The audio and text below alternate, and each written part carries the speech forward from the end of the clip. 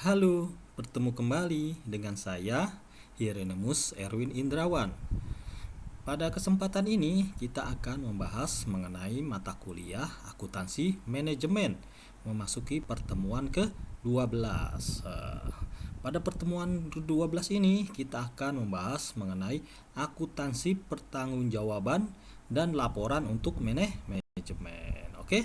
Ingat, akuntansi manajemen berarti laporan untuk manajemen. Akuntansi keuangan berarti laporan untuk pihak eksternal atau pemilik perusahaan ya yang membutuhkan laporan keuangan secara keseluruhan.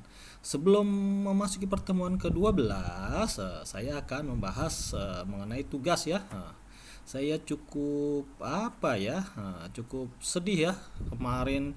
Kalau kemarin yang kelas hari Kamis cukup banyak yang mengerjakan. Entah pertemuan 11 ini kok sedikit mengecewakan ya. Yang mengerjakan hanya sedikit ya. Semua kelas ada apakah gerangan? Apakah tugasnya terlalu susah ya? Ataukah apa? Ataukah kalian ada kesulitan apa? Entah mengapa ya. Karena saya juga tidak terlalu menuntut ya. Yang penting kalian berusaha untuk mengerjakan. Kalian setiap hari pasti megang handphone ya, entah kalau ada kesulitan di jaringan atau lain-lain ya.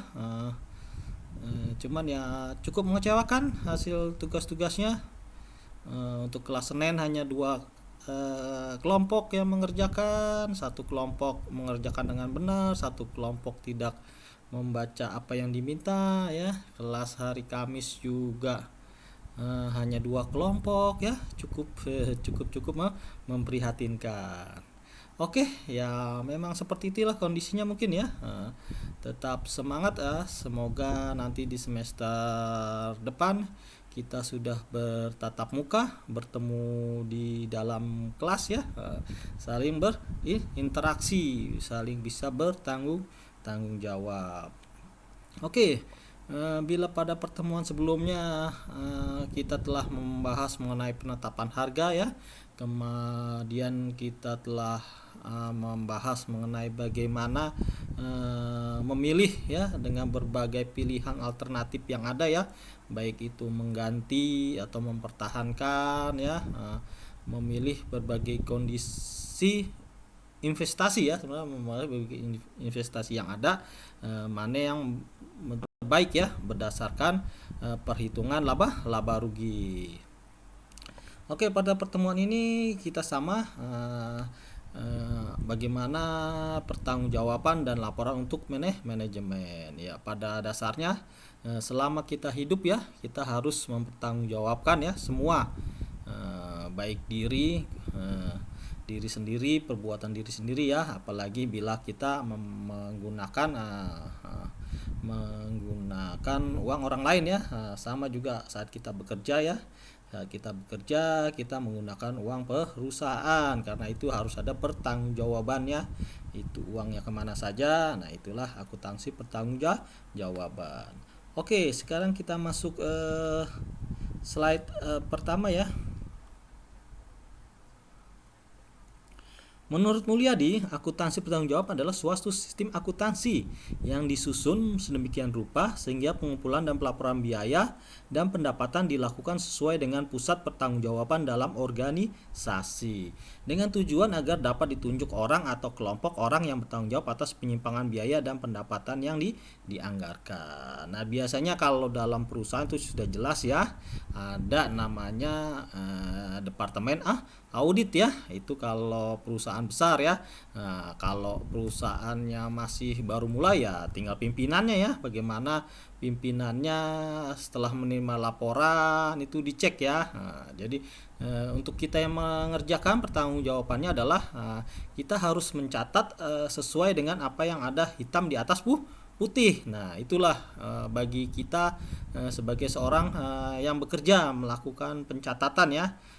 Syarat utama apa? Harus ada hitam di atas putih ya. Nah, itu adalah syarat mutlak. Dan hitam di atas putih juga harus memenuhi ketentuan-ketentuan yang telah disepakati dalam perusahaan ya.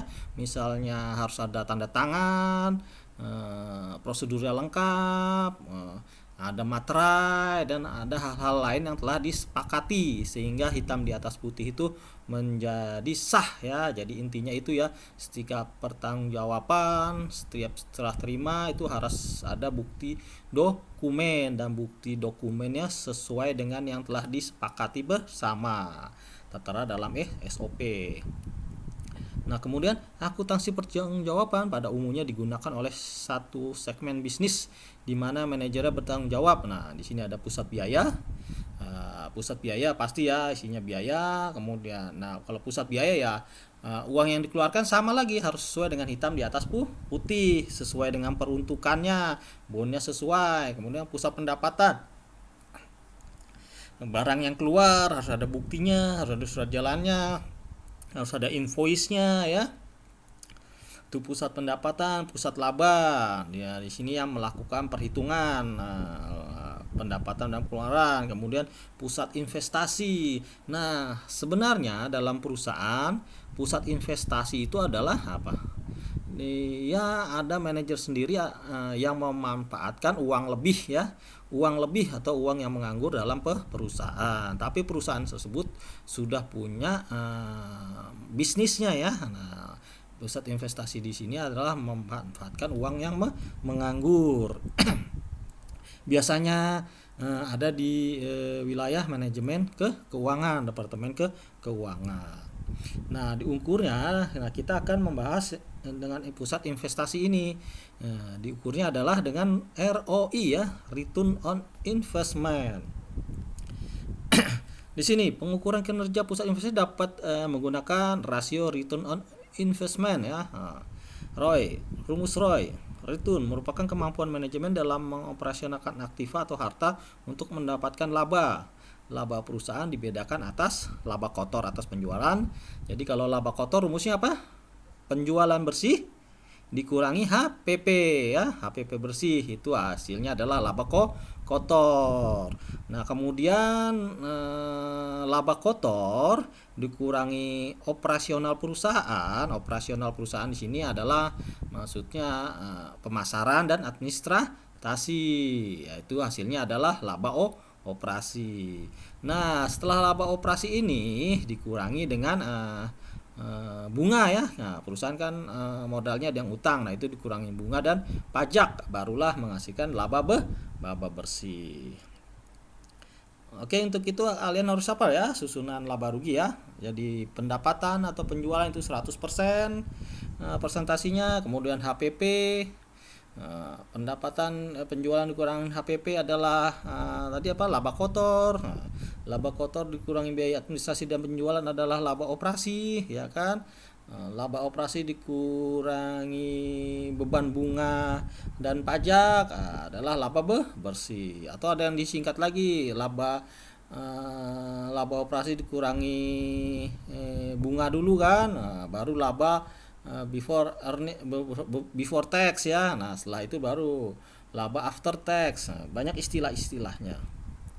Penggunaan rumus ROI tergantung dari kewenangan manajer investasi. Nah, di sini penggunaan ROI itu tergantung manajemen investasi. Nah, manajernya seperti apa? Kalau yang pertama ini investasi memiliki kewenangan atas perolehan sumber dana. Nah, berarti manajer investasinya ini kalau dia mau investasi duitnya nggak ada, dia berhak untuk mencari ya, tidak hanya dari pemilik modal, tapi dia diberi kewenangan untuk meminjam. Nah, ini adalah kondisi yang pertama. Maka rumusnya adalah laba bersih atau earning after tax. Nah, ini laba bersih yang paling bawah ya, setelah dikurangi earning after tax ya, adalah dikurangi laba pajak ya. Itu berarti kalau sudah dikurangi pajak juga sudah dikurangi beban bunga ya. Jadi artinya dia harus mempertanggungjawabkan dana yang dia pinjam ya, termasuk bunga. Makanya yang dihitung adalah dari laba bersih dibagi dengan aktiva operasi rata-rata.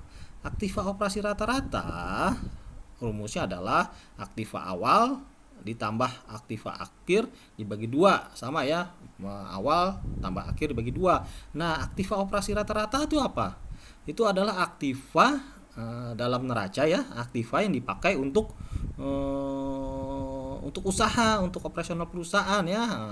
Nah, di sini kalau dulu kita belajar itu aktiva lancar.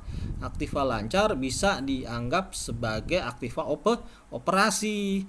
Cuman kalau kita lebih detail lagi, nah investasi jangka panjang itu seharusnya tidak masuk aktiva operasi. Jadi kalau kita mau hitung singkatnya aktiva operasi ya bisa diambil dari aktiva lancar. Tapi kalau kita mau mendetail lagi, nah di surat berharga kan ada surat berharga tuh kan di dalam aktiva lancar. Nah, yang investasi jangka panjang itu harus dikeluarkan. Nah, demikian juga tapi di aktiva tetap yang dipakai untuk menunjang operasional itu juga harus diperhitungkan oleh aktiva operasi. Nah, jadi ini singkatnya mungkin lebih gampang adalah untuk perusahaan yang baru memulai usaha ya. Jadi tempatnya masih dihitung lebih gampang ya, tempatnya dihitung kontrak dan lain-lain sebagainya ya. Jadi karena kan beli gedung tanah itu termasuk investasi jangka panjang, sedangkan aktiva operasi ini adalah aktiva yang dipakai untuk memperoleh keuntungan laba bersih tersebut. Jadi ROI pertama rumusnya adalah laba bersih atau earning after tax ya, net income yang paling bawah, dia udah paling bawah, udah pasti itu untungnya dibagi aktiva operasi rata-rata. Kemudian kalau manajernya nggak punya wewenang untuk memperoleh modal ya, dia tinggal kerja aja, dikasih bosnya, nih uang tolong diinvestasikan. Nah, berarti dia tidak bertanggung jawab terhadap biaya bunga kan yang dia pinjam. Nah, berarti rumusnya adalah laba operasi. Balik lagi, laba operasi apa tadi? Laba kotor dikurangi biaya administrasi dan pemasaran ya, operasional administrasi dan pemasaran dibagi aktiva operasi rata-rata. Ingat lagi aktiva operasi rata rumusnya aktiva operasi awal ditambah aktiva akhir dibagi 2. Aktiva operasi adalah semua kekayaan yang kita beli dipergunakan untuk memperoleh laba operasi tersebut. Nah, jadi itu kita harus perhitungkan ya. Singkatnya sih kalau mau simple ya ambil di aktiva lancar, karena pada dasarnya aktiva lancar itu adalah berumur di bawah 1 tahun dan uangnya selalu muter. Cuman kalau lebih mendetil masih ada yang harus dikeluarkan. Kemudian perhitungan ROI dapat juga dihitung dengan rumus berikut. Nah, selain 2 rumus tersebut, ROI juga dapat dihitung dengan perputaran harta atau turnover asset. Nah, ini turnover asset juga ada rumusnya lagi nanti ya. Nah, di bawahnya ada kan. Kemudian dikali laba operasi. Ingat laba operasi apa berarti? Laba kedua ya. Laba pertama adalah laba kotor, laba operasi adalah laba kedua, laba ketiga adalah laba setelah beban bunga, laba keempat atau laba bersih adalah setelah pajak. Jadi perputaran harta adalah sales dibagi aktiva operasi rata-rata. Kemudian operating profit margin adalah laba operasi dibagi sales. Jadi ini hanya persentasi ya. Sales paling atas. Kalau misalnya salesnya 100, HPP-nya 70, maka operasi marginnya pasti 30% ya. Tinggal 100 kurang 70 adalah operating profit margin. Jadi operating profit margin ini adalah laba operasi ya, laba operasi. Sama aja dengan laba operasi margin, cuman dihitungnya dalam persen ya. Berarti operating profit margin ya, berarti ini setelah di laba operasi ya, setelah dikurangi biaya administrasi dan biaya penjualan. Pengertiannya adalah laba operasi, tapi kalau dikasih margin berarti kita harus hitung persentasinya ya. Nah, persentasinya berarti laba operasi dibagi sales penjualan itu dikali 100%. Jangan lupa dikali 100% agar hasilnya persentase. Sehingga ROI dapat dihitung dengan rumus perputaran harta kali laba operasi atas penjualan ya. ROI asset turnover kali operating profit margin. Jika ROI dihitung dari laba bersih atas penjualan, maka ini silahkan diapalkan ya. Yang penting kalian paham ya laba bersih itu apa, penjualan itu apa, perputaran harta itu apa ya, laba bersih posisinya di mana, turnover aset, net profit margin posisinya di mana. Nanti net profit margin sama laba bersih sama nggak? Satu bahasa Indonesia, satu bahasa Inggris ya. Kalau net profit sama net profit margin bedanya apa? Kalau ada margin berarti dia satuannya persentase dalam bentuk persen. Kalau net profit laba kotor ya tadi itu laba yang paling bawah. Saya sebut laba keempat ya setelah dikurangi tax ya, pajak paling terakhir. Nah, ini ada contoh ya. Kita mau berinvestasi dibelikan uangnya 50 juta aktiva lancar. Ingat aktiva lancar terdiri dari apa aja? Kas, persediaan ya. Kalau ada piutang ya. Perlengkapan itu adalah aktiva lancar, kemudian 150 juta dibelikan perlengkapan aktiva tetap. Total modalnya adalah 200 juta. 200 juta diperoleh dari 150 juta modal sendiri, 50 juta hutang dengan bunga 12%. Sementara yang 150 juta itu kita mengharapkan keuntungan sebesar 24% ya. Nah, kemudian dari modal 200 juta itu kita dapat memperoleh penjualan sebesar 450 juta. 450 juta ini selama tahun berjalan ya, dengan harga pokok penjualan 250 juta ya. Nah, jadi laba kotornya 450 dikurangi 250 kan. Nah, itu adalah laba kotor. Kemudian dikurangi biaya pemasaran 10 juta dan administrasi 5 juta 15 juta itu adalah laba operasi ya. Kemudian tadi laba operasinya dikurangi pajak beban bunga dulu ya. Nih dikurangi beban bunga sebesar 12% kali 50 juta. Oke, ada di slide selanjutnya. Ini perhitungannya ya. Jadi kalian harus ingat, ini adalah laba pertama, laba kotor, ini adalah laba kedua, laba operasi, ini adalah laba ketiga sebelum pajak, ini adalah laba terakhir, laba bersih atau laba keempat. Berdasarkan tabel 1, maka perhitungannya adalah keuntungannya adalah sebesar 92% ya, 92,5. Biasanya dibulatkan ke bawah 92%. Kalau kita lihat dari laba operasi, kalau dilihat dari laba bersih adalah 71% ya, cukup besar ya. Sementara tadi keuntungan yang diharapkan hanya 24%. Nah, kemudian mencari biaya modal rata-rata juga ada rumusnya ya. Tinggal kalian lihat ini rumusnya. Jadi biaya modalnya hanya 9,6% ya. Karena juga utangnya cuma dikit ya, tadi cuma 50 juta ya, sepertiganya. Itu biaya modalnya adalah 9,6%. Oke, di sini kalian lihat nilai perusahaannya, tinggal diikuti saja ya. Nilai perusahaannya menjadi dari tadi modal berapa 200 juta, sekarang nilai perusahaannya menjadi 1,5 M ya. Lumayan kan, besar. Asalnya dari mana bisa kalian lihat di sini ya. Jadi investasinya berhasil dari 400 juta sekarang nilainya menjadi 1,3, karena tadi penjualannya cukup tinggi ya, penjualannya 550 juta ya. Berdasarkan pada PT atas dasar laba bersih juga, sedangkan biaya modalnya kecil karena tadi modalnya juga utangnya juga cuman sepertiganya ya. Dia lebih besar modal. Jika ROI lebih kecil, ini dapat kalian baca ya. Penilaian investasi dengan menggunakan ROI memiliki kelebihan dan kelemahan. Kelebihannya adalah ROI mendorong manajer untuk lebih efektif dan efisien ya. Jadi ROI harus ada nilainya.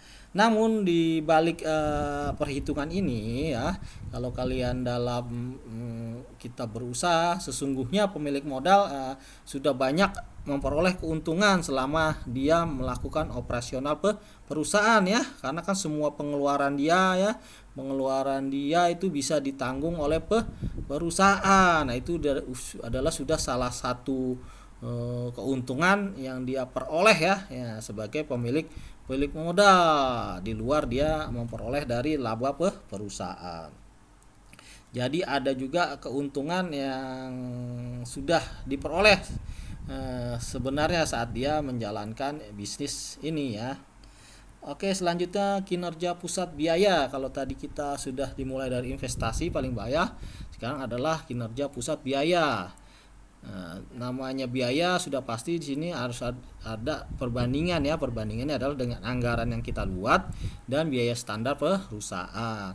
Biaya standar biasanya diperoleh dari biaya-biaya yang sudah lalu ya. Karena kan kalau anggaran masih bersifat forecast ya masa depan ya. Nah, sementara biaya standar pembandingnya adalah biaya standar adalah biaya masa lalu ya.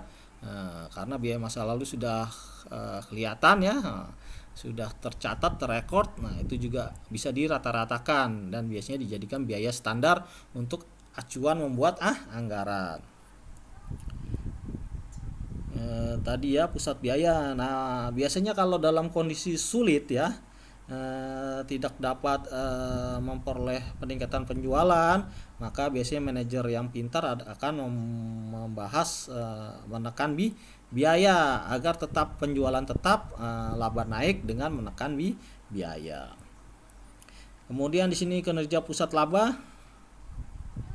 Pengukuran kinerja pusat laba dapat juga dilakukan dengan menggunakan. Nah, kalau kinerja pusat laba dia hanya mempresentasikan melihat dari laporan keuangan ya. Lihat, ini adalah perhitungan laporan keuangan. Dia hanya mengolah-ngolah data dari laporan keuangan, terutama dari laporan laba rugi. Oke, jangan kalian lupa gross profit margin. Ini bahasa Inggris ya. Kalau margin berarti persentase, rumusnya berarti laba kotor berarti dibagi penjualan. Laba kotor adalah laba pertama tadi ya, operating margin. Laba operasi ini laba kedua tadi kan, berarti dibagi penjualan. Net profit margin ini laba setelah pajak ya, dibagi penjualan. Earning after tax ini juga sama, dibagi total aset, total equity. Ingat, kalau total aset tuh berarti total neraca ya, aktiva lancar ditambah aktiva tetap. Jadi kalau total aset tuh keseluruhan nilai neraca ya. Kalau total equity berarti ini hanya total modal ya, di luar hutang, total equity. Oke, selanjutnya kinerja pusat pendapatan. Kinerja manajer dapat mendapat diukur dari kemampuannya dalam memperoleh pendapatan. Semakin tinggi kemampuan manajer dalam menghasilkan pendapatan, maka semakin baik kinerjanya dan sebaliknya. Ya, ini adalah tanggung jawab seorang manajer pemasaran ya, bagaimana dia dinilainya dari seberapa baik dia bisa menguasai pasar ya, terutama mempertahankan pelanggan ya. Kalau kinerja pusat pendapatan. Jadi kalau kita lihat di perusahaan kan, kalau kalian sudah bekerja di perusahaan gitu, kalian bisa melihat mana profit centernya, mana cost centernya ya. Biasanya bagian administrasi, bagian keuangan itu adalah cost center ya, karena mereka tidak menghasilkan pendapatan. Sementara para pekerjanya biasanya ada di sales ya, yang sering kalian nggak mau sebagai sales, tapi padahal dia adalah penunjang kinerja ya perusahaan ya, karena ujung tombaknya adalah di penjualan. Kemudian laporan untuk manajemen. Nah, ini akuntansi manajemen ya. Prinsip dasar laporan yang efektif. Pertama, konsep pertanggungjawaban harus dipergunakan. Artinya apa konsep pertanggungjawaban? Artinya apa? Yang semua biaya yang kita catat tuh harus ada buktinya. Jadi namanya kita kalau mau bertanggung jawaban, semua apa yang kita terima dan kita keluarkan tuh harus ada bukti, dan buktinya itu harus memenuhi persyaratan yang sudah disepakati. Prinsip exception harus seharusnya digunakan sebaik-baiknya ya. Pengecualian juga jangan sering-sering ya. Kemudian angka-angka dalam laporan sebaiknya ada pembandingnya. Laporan sebaiknya makin ke tingkat atas semakin berbentuk ringkasan ya.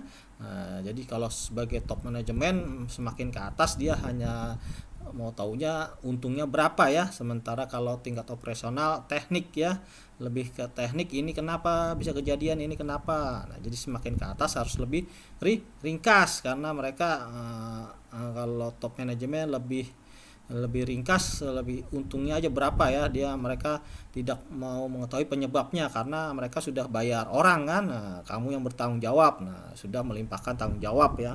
Laporan sebaiknya meliputi komentar dan keterangan serta interpretasi yang baik. Nah, ini adalah saat kita persentase dalam rapat bulanan biasanya ya. Setiap rapat kita bulanan, akhir bulan, awal bulan dengan pemilik pemodal, pemilik perusahaan, disiapkan apa yang mau ditampilkan ya sebaik-baiknya ya. Biasanya yang jelek kita umpetin, kita nggak begitu bahas. Dalam rapat biasanya kita mencoba menonjolkan ya, apa kalau penjualannya lagi bagus kita tonjolkan penjualan ya, naik. Walaupun penjualan naik tidak selalu diikuti oleh keuntungan ya. Saat penjualan turun dari bulan sebelumnya tapi labanya naik, maka yang kita tonjolkan adalah laba ya. Seperti juga kalau misalnya labanya penjualan tetap ya tapi laba naik, kita ungkap biasanya dari sisi penekanan biaya. Jadi tadi ada 3 ya, pendapatan, biaya, laba, dan investasi. Nah, itu tergantung bagaimana kita ingin menampilkan ya, tergantung kondisi di lapangan yang mau kita tonjolkan, pendapatan, biaya, laba atau investasi. Cara-cara tambahan laporan keuangan tepat pada waktunya, sederhana, bahasa mudah dipahami. Ini bisa kalian baca ya. Jenis laporan, nah, ada laporan perencanaan, kemudian perencanaan pasti harus diawasi, dan informasi ini adalah seperti feedback ya. Saat perencanaan sudah dijalankan kita awasi, kemudian apabila ada masalah-masalah maka harus ada informasi feedback ya, agar perencanaan dapat disesuaikan.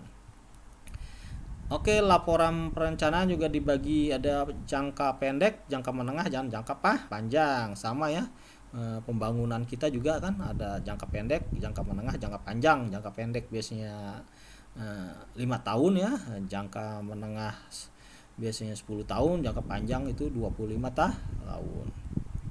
Laporan digunakan manajemen untuk mengadakan pengawasan pelaksanaan dari perencanaan dijabarkan dalam laporan untuk perencanaan. Umumnya dengan membandingkan antara pelaksanaan sesungguhnya dengan perencanaannya. Contoh, laporan perbandingan anggaran dengan aktualnya.